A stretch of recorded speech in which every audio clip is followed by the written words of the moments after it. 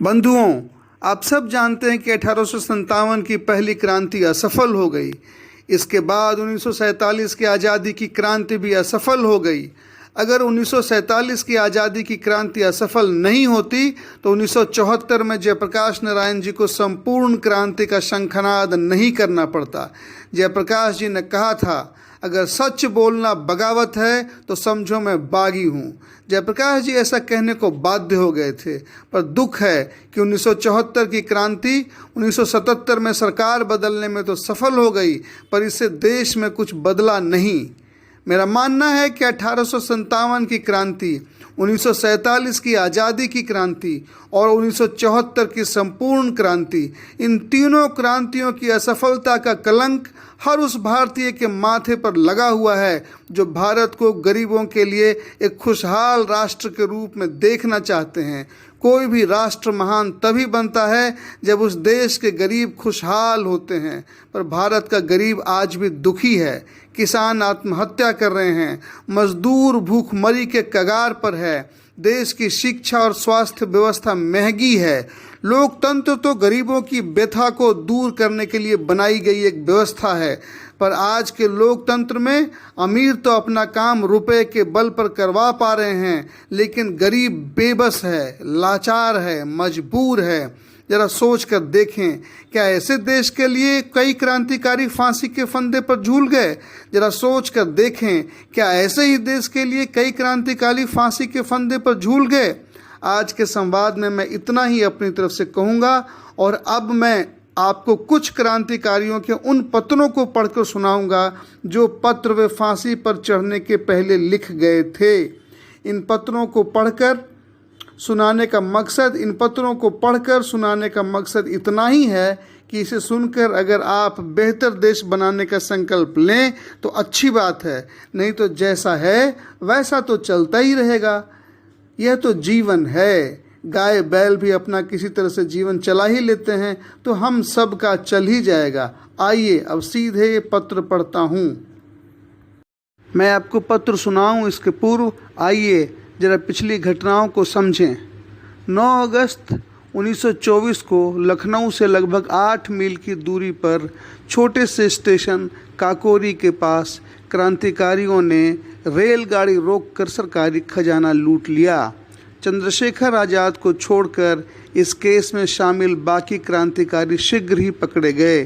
राजेंद्र नाथ लाहिड़ी को गोंडा जेल में 17 दिसंबर को तथा राम प्रसाद बिस्मिल को गोरखपुर जेल में 19 दिसंबर 1926 को फांसी पर लटका दिया गया। अशफाक उल्ला खान और रोशन सिंह ने भी हंसी खुशी फांसी के फंदे को अपने गले में पहन लिया। इन नौजवानों की कुर्बानी और ब्रिटिश हुकूमत की क्रूरता ने सारे देश को हिला दिया। इस घटना का भगत सिंह जी पर जबरदस्त असर पड़ा।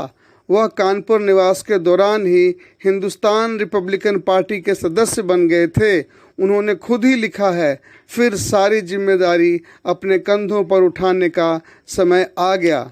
भगत सिंह जी राजेंद्र नाथ लाहिड़ी जी से इतने प्रभावित थे कि उन्होंने अपने सबसे छोटे भाई का नाम, जो 1927 में पैदा हुआ था, राजेंद्र रख दिया।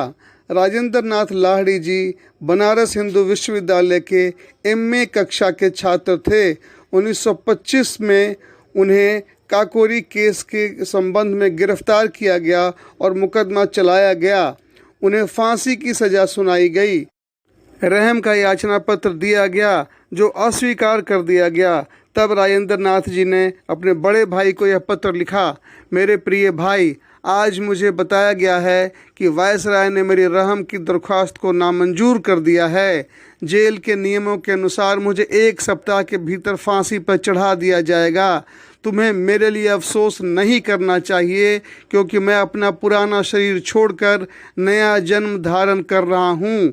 आपको यहाँ आकर मुसीबत करने की ज़रूरत नहीं है, क्योंकि कुछ दिन पहले ही आप मुलाकात कर चुके हो। जब मैं लखनऊ में था तो बहन भी 2 बार आकर के मुलाकात कर ली थी। सभी को मेरी ओर से प्रणाम और लड़कों को प्यार। आपका प्रिय राजेंद्र नाथ लाहिड़ी। राजेंद्र नाथ लाहिड़ी जी के बारे में शहीद भगत सिंह जी ने लिखा है, आप हिंदू विश्वविद्यालय बनारस के एमए के छात्र थे। 1925 में कलकत्ते के पास दक्षिणेश्वर बम फैक्ट्री पकड़ी गई थी, उसमें आप भी पकड़े गए थे और आपको 7 बरस की कैद हो गई थी। वहीं से आपको लखनऊ लाया गया और काकोरी केस में आपको फांसी की सज़ा दे दी गई। आपको बाराबंकी और गोंडा के जेलों में रखा गया। आप मौत को सामने देख के घबराते नहीं थे, बल्कि हमेशा हंसते ही रहते थे। आपका स्वभाव बड़ा हंसमुख और निर्मम था। आप मौत का मजाक उड़ाते रहते थे। राजेंद्र नाथ लाहिड़ी जी ने वायसराय द्वारा रहम की दरख्वास्त नामंजूर किए जाने के बाद 6 अक्टूबर 1927 को यह पत्र लिखा। 6 महीने बाराबंकी और गोंडा की काल कोठरियों में रहने के बाद आज मुझे बताया गया है कि 1 हफ्ते के भीतर फांसी दे दी जाएगी, क्योंकि वायसराय ने दरख्वास्त नामंजूर कर दी है। अब मैं अपना फर्ज समझता हूँ कि अपने उन मित्रों को धन्यवाद कर जाऊँ जिन्होंने मेरे लिए बहुत सारे प्रयत्न किए। आप मेरा अंतिम नमस्कार स्वीकार करें। हमारे लिए मरना जीना पुराने कपड़े बदलने से अधिक कुछ भी नहीं। मौत आ रही है, हंसते हंसते बड़े चाव और खुशी से उसे ज़ोर से गले लगा लूँगा। जेल के कानून के अनुसार और कुछ नहीं लिख सकता। आपको नमस्कार। देश के दर्दमंदों को नमस्कार। वंदे मातरम। आपका राजेंद्र नाथ लाहिड़ी। मृत्यु दंड के विरुद्ध प्रीवी काउंसिल में अपील की गई, अतः कुछ समय के लिए सज़ा स्थगित कर दी गई। इसलिए राजेंद्र नाथ लाहिड़ी ने एक मित्र को 14 दिसंबर 1927 को यह अंतिम पत्र लिखा। कल मुझे पता चला है कि प्रीवी काउंसिल ने मेरी अपील खारिज कर दी है। आप लोगों ने हमें बचाने के लिए बहुत कोशिश की, लेकिन लगता है कि देश की बलिवेदी पर हमारे प्राणों के बलिदान की ही ज़रूरत है। मौत क्या है? जीवन की दूसरी दिशा के सिवाय और कुछ नहीं। जीवन क्या है? मौत की दूसरी दिशा का नाम है। फिर डरने की क्या ज़रूरत है? यह तो प्राकृतिक बात है, उतनी ही प्राकृतिक जितना कि प्रातः में सूर्योदय। यदि हमारी यह बात सच है कि इतिहास पलटा खाता है, तो मैं समझता हूँ कि हमारा बलिदान व्यर्थ नहीं जाएगा। मेरा नमस्कार। सबको अंतिम नमस्कार। आपका राजेंद्र नाथ लाहिड़ी। आज आप सबों से इतना ही बात करके अब मैं अपने शांति संवाद को यहीं पे विराम देता हूँ।